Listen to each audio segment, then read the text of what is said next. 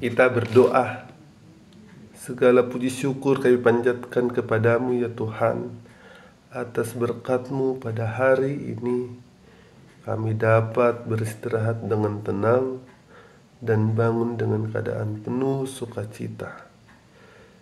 Sebelum kami Tuhan melakukan aktivitas kami, sebentar kami Tuhan ingin mendengarkan firman-Mu. Buka hati dan pikiran kami, supaya kami bisa melakukannya di dalam kehidupan kami masing-masing. Dalam Kristus Yesus kami berdoa dan mengucap syukur. Amin. Amang Inang, remaja Naposo Bulung yang terkasih di dalam Kristus Yesus, renungan kita pada hari ini, Jumat 8 November 2024, tertulis dalam Matius 9 ayat 36. Demikianlah bunyinya. Melihat orang banyak itu, tergeraklah hati Yesus oleh belas kasihan kepada mereka, karena mereka lelah dan terlantar seperti domba yang tidak bergembala. Demikianlah firman Tuhan. Amang Inang, remaja Naposo Bulung yang terkasih dalam Kristus Yesus, di dalam kehidupan kita pasti pernah menemukan orang yang sedang bersusah hati, orang yang sedang berduka, atau orang yang sedang bersedih. Pertanyaannya bagi kita, bagaimana respon kita ketika kita menemukan orang yang demikian? Apakah respon kita mendiamkan orang tersebut? Atau kita malah bertukar cerita sedih terhadap mereka? Atau kita menghibur orang tersebut? Pada umumnya, Manginang, banyak sekali orang ketika menemukan orang yang sedang bersusah hati, orang yang sedang bersedih, orang yang sedang berduka, yang pertama ia lakukan ialah menceritakan kesedihan mereka terhadap orang yang bersedih.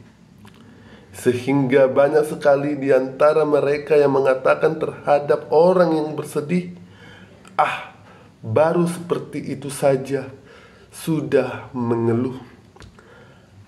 Baru seperti itu saja sudah seperti itu sifatmu, sudah seperti itu karaktermu, atau bahkan yang lain sebagainya.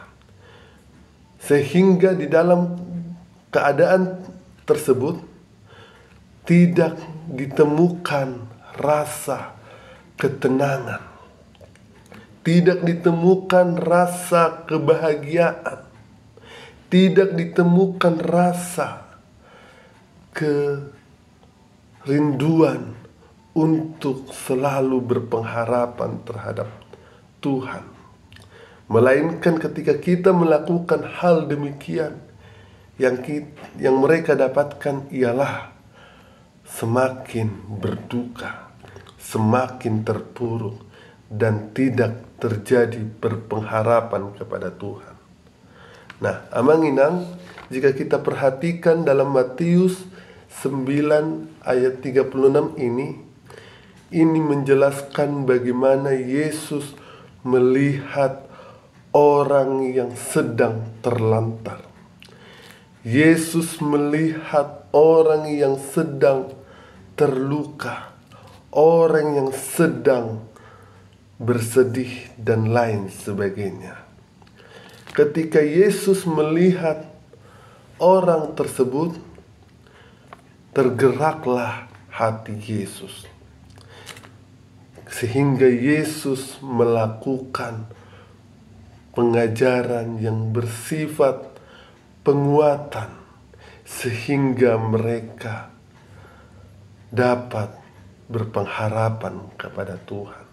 Di sini Yesus bukan hanya memberikan pengajaran, penguatan, tetapi di sini Yesus juga memberikan mujizat terhadap mereka, berupa kesembuhan bagi orang yang sakit, menguatkan iman mereka supaya menjadi percaya kepada Tuhan, dan lain sebagainya.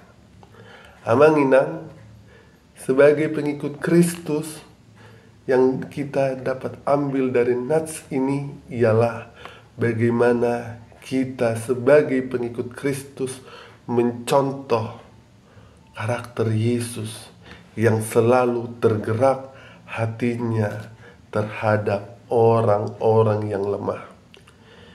Kita tidak hanya memamerkan kesedihan kita, tetapi yang kita lakukan ialah bagaimana kita dapat menguatkan mereka, dapat mengembalikan kepercayaan mereka kepada Tuhan, sehingga mereka kembali kepada Tuhan dan selalu berpengharapan dengan Tuhan. Nah, itulah tugas kita Manginang yang menjadi renungan bagi kita pada hari ini.